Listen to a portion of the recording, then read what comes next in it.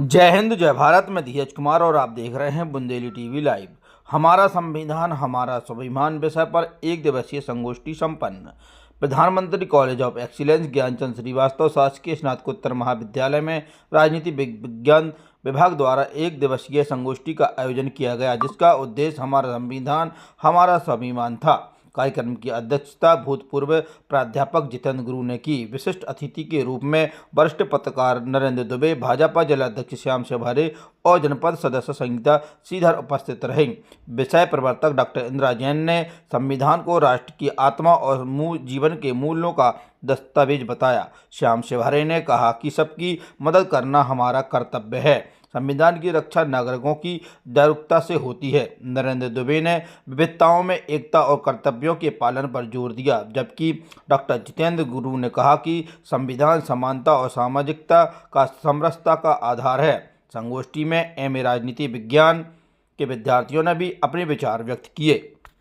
ना तो टाइप किया गया है और ना ही प्रिंट किया गया है, और उसको आप देखेंगे कि एक संसद की लाइब्रेरी में उसको एक हीलियम से फिल्ड जो होता है गैस, उसमें भरा हुआ रखा हुआ है और उसकी बहुत ही कड़ी सुरक्षा की जाती है। यह बात बहुत जरूरी है।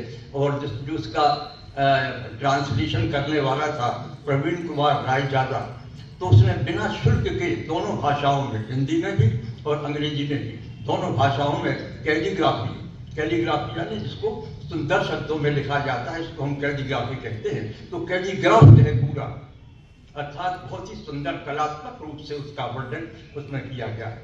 उसने एक ही शर्त रखी थी कि संविधान की जो आज की मूल प्रवृत्ति होगी, जो है प्राप्ति है, वह उसके हर एक पेज पर मेरा नाम अवश्य लिखा जाएगा। केवल उसकी एक ही शर्त थी, तो उसने वहां पर लिखी। और अंतिम पेज पर उसने कहा कि उसके पूजनीय दादाजी का नाम लिखा जाना चाहिए। दूसरी महत्वपूर्ण बात यह है संविधान के संबंध में, तो मैं तो हमेशा कहता हूं कि यदि लोकतंत्र को बचाया है तो गरीब लोगों ने, पिछड़े लोगों ने बचाया। उनका विवेक हमसे कहीं अधिक है। इतना ही होना चाहिए कि हमारा एक नागरिक, अच्छे नागरिक होने के नाते से, कि जो आपका कर्तव्य है मतदान का और अच्छे प्रतिनिधि को चुनने का। मैं आपको एक बात और बता देता हूं कि जैसा कहा जाता था राजशाही के दौर में, यथा राजा तथा प्रजा, यथा राजा तथा प्रजा। ये लोकतंत्र है मित्रों, जैसी जनता होगी वैसा राजा होगा। यथा प्रजा तथा राजा। आप कहते हैं कि आपका हमारा प्रतिनिधि खराब है, कभी कभी कोसने लगते हैं, हमारा फला प्रतिनिधि, नाम तो नहीं लूंगा, अक्सर लगते हैं 50 सालों में कहते हैं। तो मैं हमेशा कहता हूं कि वो खराब नहीं है, चुना तो आपने, ऊपर से टपक के थोड़ी आया कोई प्रतिनिधि, कोई अंग्रेज थोड़ी उसको वोट देके चुन रहे। तो जैसा व्यक्ति आप चुनोगे वैसी सरकार आपको मिलेगी, वैसा प्रतिनिधि आपको मिलेगा। तो आप जब वोट डालने जाते हो उस समय ये मत सोचना कि हमारी जाति का है, बिरादरी का है, धर्म का है, हमारे घर के आसपास का है।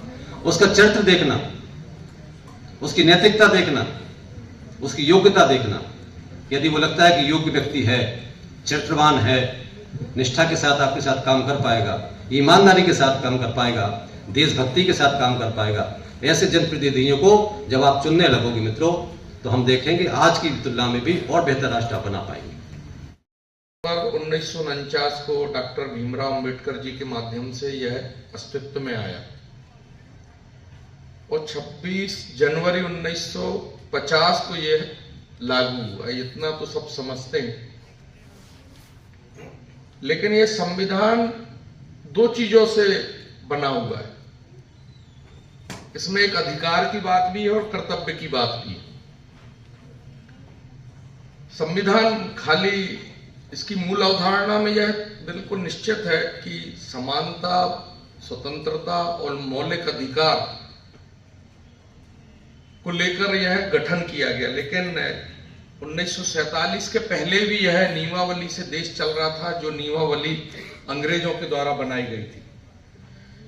लेकिन उस नियमावली में, उस नियमों में हम लोगों को गुलाम के नाते अधिकार दिए गए थे। यह मूल अवधारणा है जो 75वां हम लोग ये संविधान दिवस को बार बार याद करने के लिए हर वर्ष संविधान दिवस मनाते हैं, इसकी मूल अवधारणा यह है कि स्वतंत्रता का अधिकार प्रत्येक नागरिक को मिले, लेकिन नागरिक कर्तव्य के नाते वो अपना बोध भी करता रहे कि उसका नागरिक कर्तव्य क्या है।